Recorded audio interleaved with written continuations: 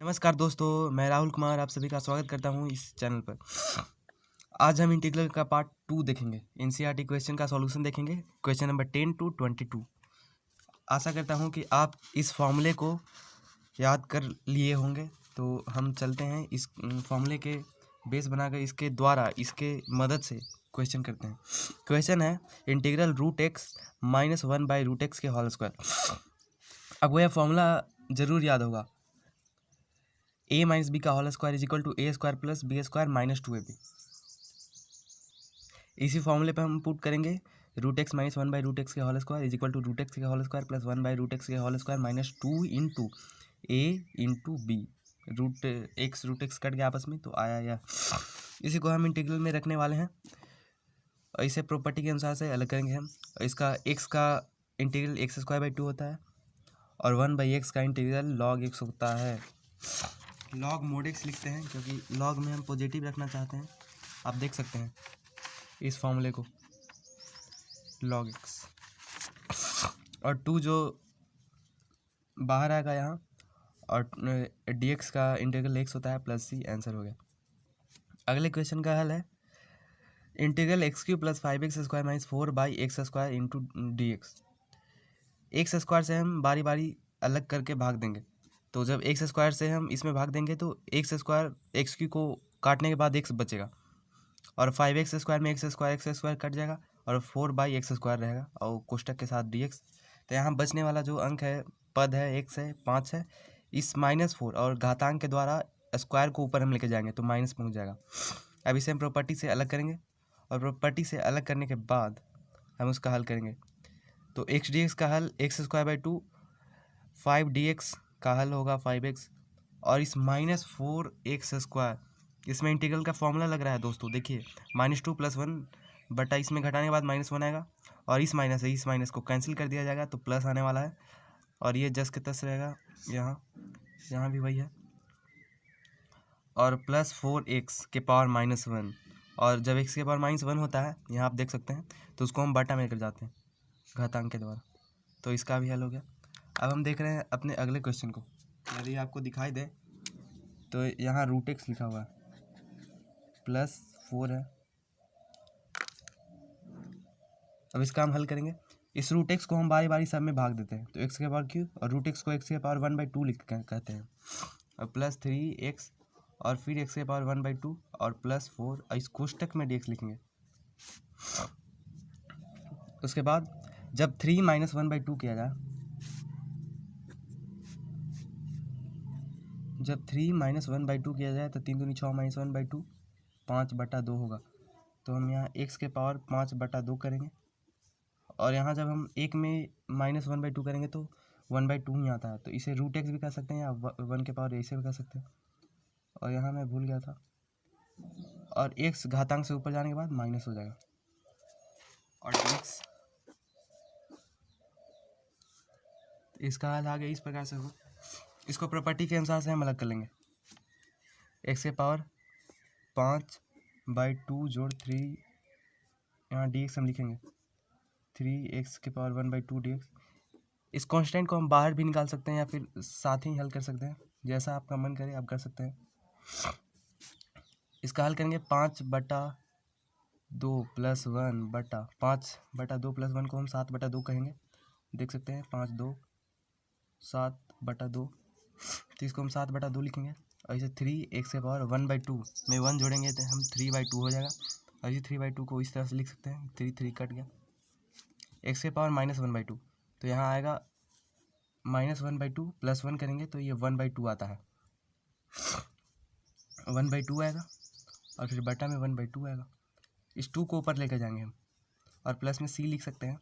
इस 2 को भी ऊपर लेके जाएंगे तो 2/7 x के पावर 7/2 और इस 2 को फिर ऊपर लेके जाएंगे 2x के पावर 3/2 और इस 2 को फिर ऊपर लेके जाएंगे 2x के पावर 1/2। इसे रूट भी कर सकते हैं लेकिन यहाँ से भी आंसर काम चल जाएगा।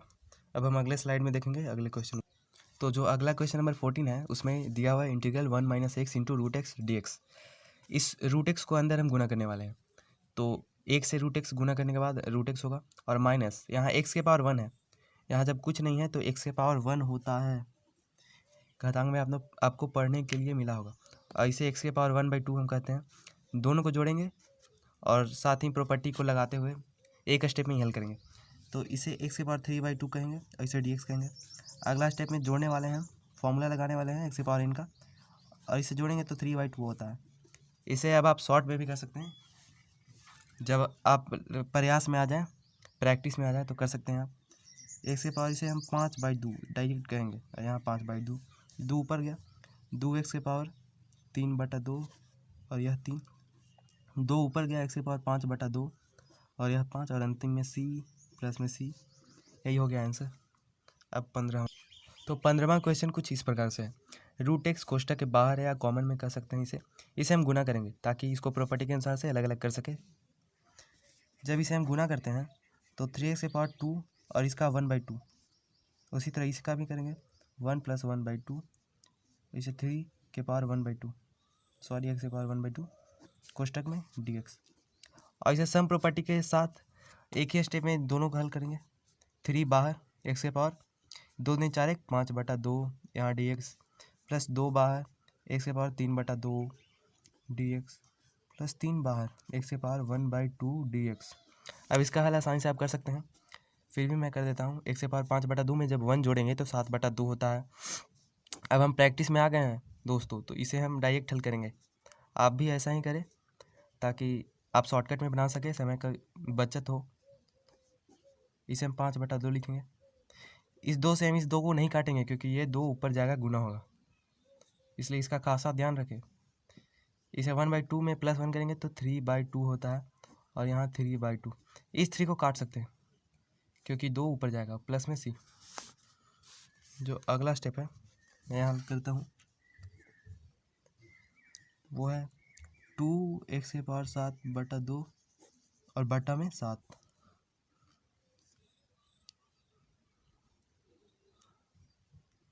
तो इसका जो हल है वो यहाँ है, आप देख सकते हैं। यही हल है, यही आंसर है। अब अगले क्वेश्चन को हम देखेंगे।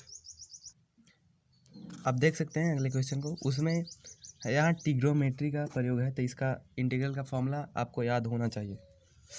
ऐसे हम प्रॉपर्टी से अलग करते हैं, जैसा कि मैंने आपको बताया 2 को बाहर रखिएगा, x dx, और यहाँ 3 बाहर आएगा, और cos x dx, और एक्सपोनेंशियल है e⁻x dx। अब यहाँ फॉर्मूला डायरेक्ट लगाइए, सॉल्यूशन आपको मिलेगा x²/2। इसे मैं डायरेक्ट कर रहा हूँ, आप भी डायरेक्ट करें तो आसानी होगा। cos x का इंटीग्रल -sin x नहीं होता दोस्तों, लेकिन डेरिवेटिव -sin x होता है, इसलिए इसको +sin x हम लिखेंगे। आपको याद होना चाहिए, ये काफ़ी महत्वपूर्ण है। e(x) का e⁻x होता है, और प्लस में कांस्टेंट। आप देख सकते हैं इस क्वेश्चन को। अब चलते हैं हम अगले क्वेश्चन पे। इस 16 क्वेश्चन को हम और आगे बढ़ा सकते हैं 2-2 काट करके। और मैं आपको बता दूं, हमसे एक गलती हो गई है, इसलिए आप उसे सुधार लें। यहाँ 3 से 2 में गुना होगा, लेकिन हमने यहाँ 2 लिखा था, इसलिए हम 3 और 2 को सुधारेंगे और 3 दूनी 6 करेंगे। आप सुधार लें और हम अगले क्वेश्चन पे चलते हैं। यहाँ भी हम प्रॉपर्टी लगाएंगे, 2 को बाहर करेंगे, x² dx। अब यहाँ तक आप आसानी से कर सकते हैं, आसानी से आप प्रैक्टिस में आ गए होंगे इन क्वेश्चनों के। 5√x dx, x² में जुटता है 2 और 1 3, डायरेक्ट हम लिखेंगे। 3 sin x का -cos x होता है, इसलिए यहाँ माइनस आने के बाद ही प्लस cos x हो जाएगा। और ये √x है, √x को हम कहते हैं x के पावर 1/2। अगर इसमें +1 जोड़ा जाए तो x के पावर 3/2। इन क्वेश्चन को मैंने पहले भी किया है, इसलिए वहाँ से आप हिंट कर सकते हैं। और इस बटा में 3/2 प्लस c, 2 ऊपर जाएगा, 5 दूनी 10 होगा, और यहाँ 2/3 x³ plus 3 cos x plus 10/3 x के पावर 3/2 जोड़ c। यही आंसर है। अब हम अगले प्रश्नों पर बढ़ते हैं। क्वेश्चन नंबर 18 का आप हल देख सकते हैं। sec x plus tan x, sec x को हम अंदर गुना करेंगे, sec² x plus sec x tan x dx। इन दोनों को प्रॉपर्टी के आधार से अलग करेंगे, और इसका जो इंटीग्रल होता है tan x होता है, और इसका sec x होता है। मैं आपको दिखाता हूँ, आप देख सकते हैं इसका sec x है और इसका tan x। अगला क्वेश्चन बहुत ही ट्रिकी है। इसको सेक स्क्वायर एक्स को हम इस तरह से कह सकते हैं 1/cos²x, इसको 1/sin²x कह सकते हैं, इसलिए साइन ऊपर गया बटा 1 dx। इसको हम कह सकते हैं tan² dx।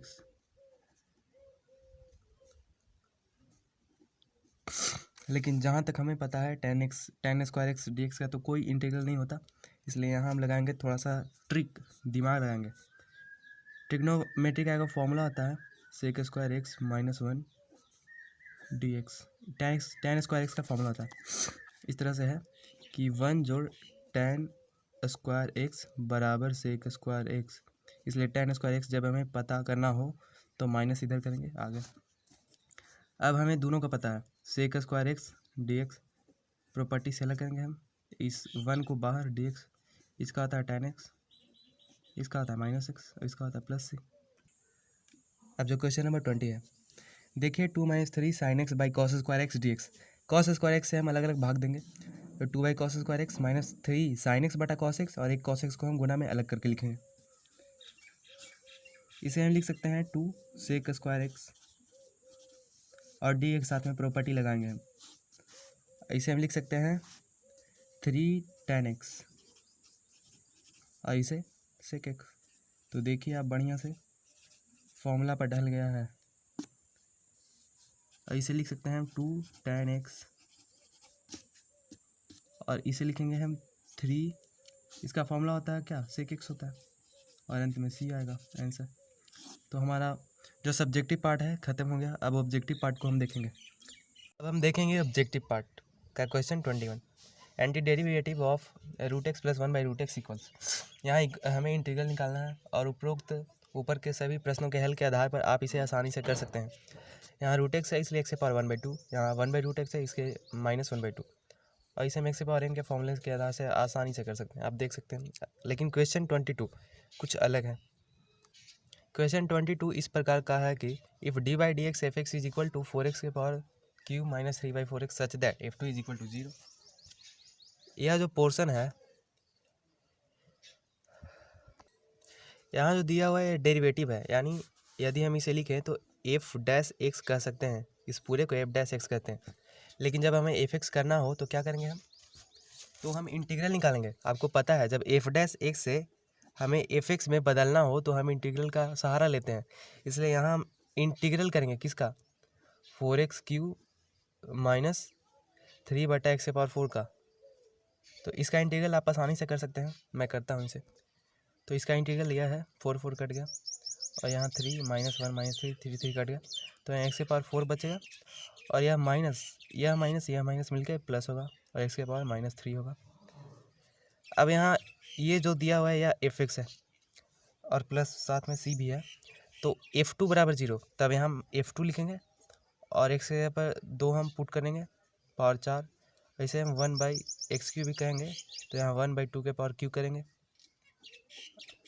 और प्लस में c = 0। तो इसका हल क्या होगा, 2 के पावर 4 होता है 16, अभी होगा 1/8 प्लस c = 0। तो जो c है -16 - 1/8 होगा। तो c का हल करने के बाद -129/8 होता है। तो f(x) पूछ रहा है हमसे क्या है, और f(x) हमारे पास यह है, तो जो c है c का मान पुट करेंगे, आंसर वही होगा। तो हम जब f(x) निकालते हैं तो हमारे पास आता है x⁴ + 1/x³। अब ध्यान दीजिएगा, यहाँ मैंने x⁻ q लिखा है, घातांक से हम नीचे ला सकते हैं, यहाँ -129/8 लिखते हैं, और यहाँ हमें c की आवश्यकता नहीं है, मतलब c को हमने पुट कर दिया, इसलिए हम c को लिखने वाले नहीं हैं, और यही आंसर होगा। इस तरह हमारा पूरा ख़त्म होता है एक्सरसाइज 7.1। अगर आपने 7.1 का क्वेश्चन 1 to 10 नहीं देखा है, 1 to 9, तो आप देख सकते हैं पीछे वाले वीडियो में। यहीं तक था यह वीडियो, धन्यवाद। आपको अच्छा लगा तो आप सब्सक्राइब करें, कमेंट करें, लाइक करें, और हमसे जुड़े रहें। हम इंटीग्रल के इसी तरह से एक्सरसाइज करवाएंगे। तो धन्यवाद।